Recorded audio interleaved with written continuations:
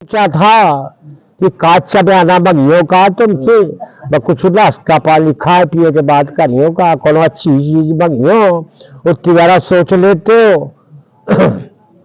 सुविधा ढीच बलि जो कछु भाखा तन धन तजो बचन पन राखा। पूर्वजों की याद दिला रही है कि तुम्हारे पूर्वज कैसे रहे हैं। तुम्हारे वंश में राजा शिवी हुए, तुम्हारे वंश में राजा दधीच हुए, तुम्हारे वंश में राजा बलि हुए। तो जो कुछ भाखा जो कुछ कहूं है तो कीन है, नुकसान उठाना पड़ा उन्हें करने के पीछे। क्या नुकसान उठाना? प्राण धन को का शरीर त्यागेगा परो।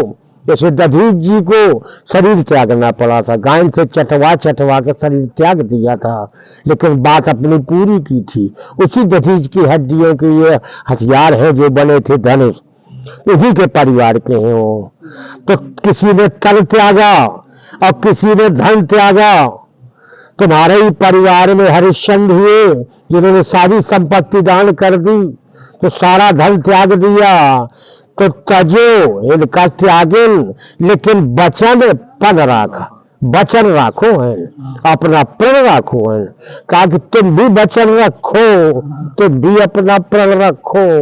इस तरह तुम्हारे पुरखे रहे हैं। अति कटि वचन कहती कहते मानहु लोन जरे पर देई।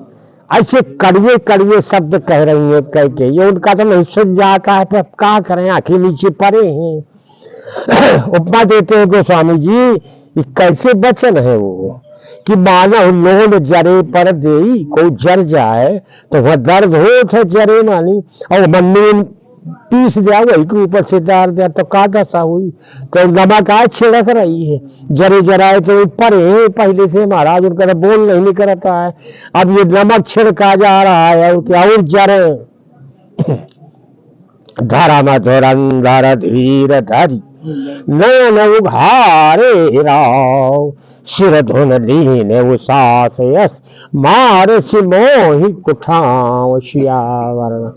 अब धर्म के तो धुरंधर माने जाते महाराज दशरथ, उनके बराबर कोई धर्मात्मा नहीं था।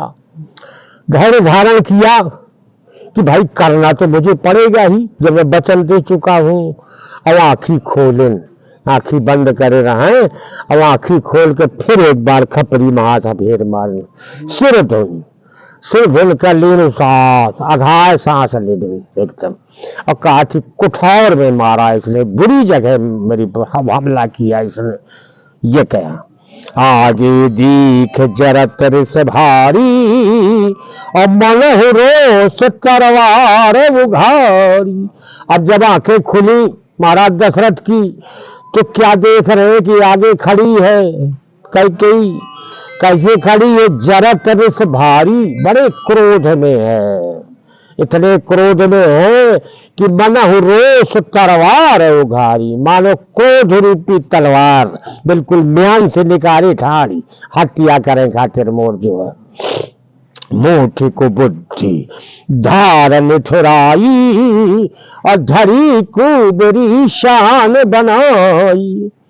अब तलवार की उपमा दी गोसाई जी ने कि तलवार लिए खड़ी है, तो उस तलवार में मूठ होती है। तो मूठ काहे की है? कुबुद्धि, बुद्धि खराब हो गई कैकेयी की, तो ये मूठ लगी है उस तलवार में, कुबुद्धि की मूठ लगी है। अब धार काहे की है तलवार में? धार निठुराई, इतनी निठुर हो गई है इस समय पर कि कहाँ पति का इतना प्रेम करती थी, आज सब भूल गया कि पति अति कुछ नहीं है। तो निठुर की धार है उसमें।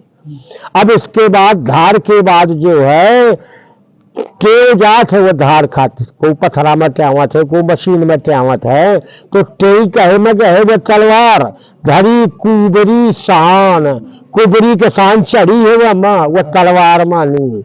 उस तलवार से हत्या होना है महाराज दशरथ।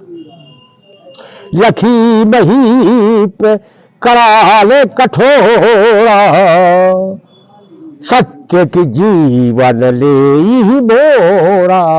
अब देखें महाराज दशरथ कि ये तलवार जो है बड़ी भयानक है, ये तलवार ये चलेगी अब मेरे ऊपर। सत्य, ये सत्य है कि ये मेरा जीवन ले लेगी। बोले राव कठिन कर छाती, बाली सबिलता सुहाती। लेकिन इधर एक और प्यार राम का और एक और कैकेयी के वचन, दो चीजें सामने है महाराज दशरथ की। उनके लिए बड़ी समस्या है।